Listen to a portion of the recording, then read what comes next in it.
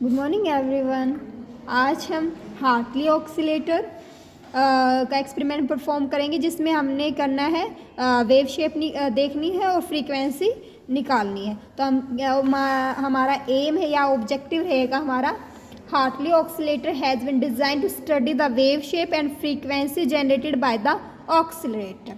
ये हम दोनों ही इससे कर सकते हैं हमारे पैटर्न से, बट हमारा जो अकॉर्डिंग टू हमारा सिलेबस है उसमें हमारा एम है to study the characteristic of the Hartley oscillator.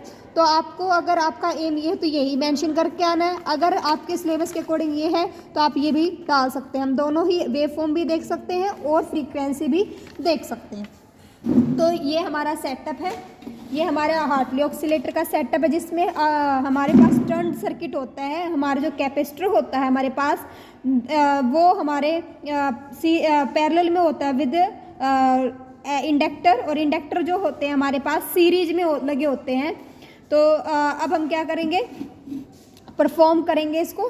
तो ये हमारे पास इनपुट दे रखी है 12 वोल्ट की, तो आप इसको चेक भी कर सकते हो यूजिंग मल्टीमीटर। हम देख लेते हैं कि ये 12 मीटर की है क्या नहीं।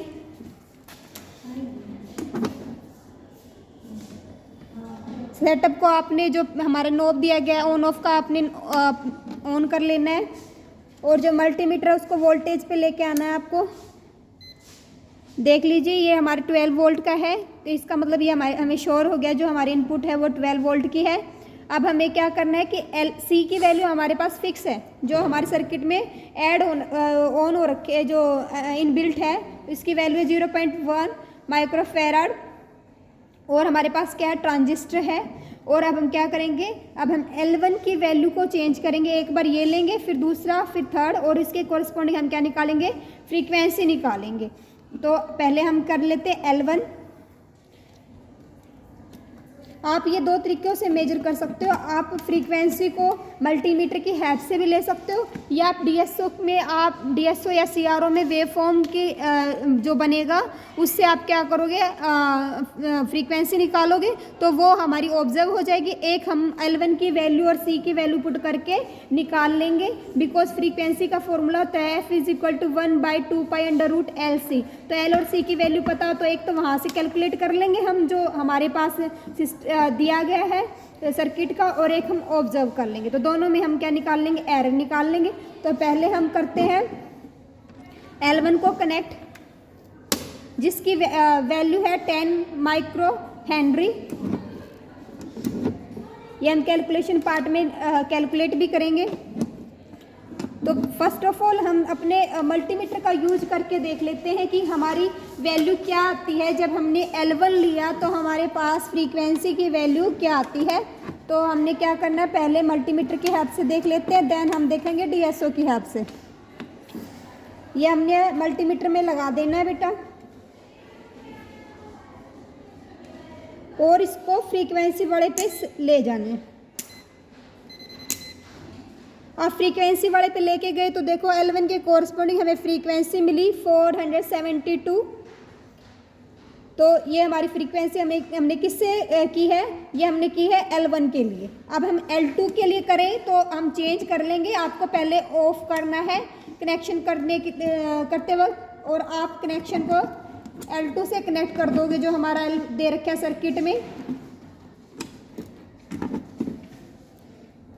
और ऑन कर देंगे। तो हमारी ये L2 जब हमने लिया, L2 की वैल्यू वैसे हमारे पास 20 माइक्रो हेनरी है जो हमारे सिस्टम में प्रोवाइड है, और इसके कोरस्पॉन्डिंग फ्रीक्वेंसी आई हमारे पास 336.9 किलो हर्ट्ज। अब हम क्या करेंगे, अब हम लेंगे L3 के लिए, जिसकी वैल्यू 30 माइक्रो हेनरी है।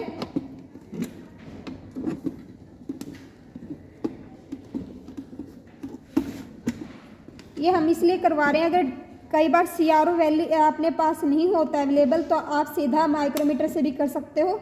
इसके कॉरस्पॉन्डिंग हमारी आई है 250। तो जैसे जैसे L की वैल्यू आ रही, क्योंकि F क्या है, इन्वर्सली प्रोपोर्शनल है L, तो जैसे L इंक्रीज हो रहा है तो हमारी F क्या हो रही है, डिक्रीज हो रही है। अब हम इसी एक्सपेरिमेंट को परफॉर्म करेंगे यूजिंग डीएसओ। तो हम इसको बंद कर देते हैं, अब डीएसओ का यूज करेंगे। अब जहाँ पे आउटपुट दे रखे हैं हमें, आउटपुट टू CRO, तो यहाँ से हम आउटपुट देंगे, एक ही चैनल का यूज करना है आपने। अब L3 के कोरस्पॉन्डिंग ही पहले कैलकुलेट कर लेते हैं। तो देखो पॉजिटिव टू पॉजिटिव देंगे और नेगेटिव टू नेगेटिव देंगे।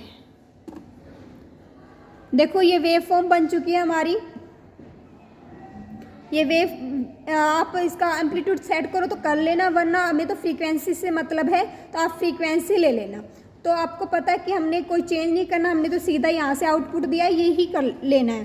तो आपको पता है अगर CRO है तो आप क्या करोगे, पहले टाइम डिवीजन कैलकुलेट करोगे, यहाँ से कितने बॉक्स आए हैं उसको पर डिवीजन से मल्टीप्लाई करके आप टाइम पीरियड निकाल के फ्रीक्वेंसी कैलकुलेट करोगे, अगर आप CRO यूज कर रहे हो। अगर आप यूज कर रहे हो DSO, तो DSO से तो हमें डायरेक्ट मिल जाती है। ये हमारी मेजर है 250, ये देख सकते हैं आप 250.4, ये हमारी क्या है किलो हर्ज में। और आपने अभी देखी भी थी, हमने निकाली थी 250 के नियर बाय ही आई थी। तो ये हमारा दोनों में ये हमारा यूजिंग CRO है और DSO। और हमने एक बार किससे निकाली है, एक बार निकाली है हमने यूजिंग मल्टीमीटर। अब हम L1 L2 के लिए निकाल लेते हैं।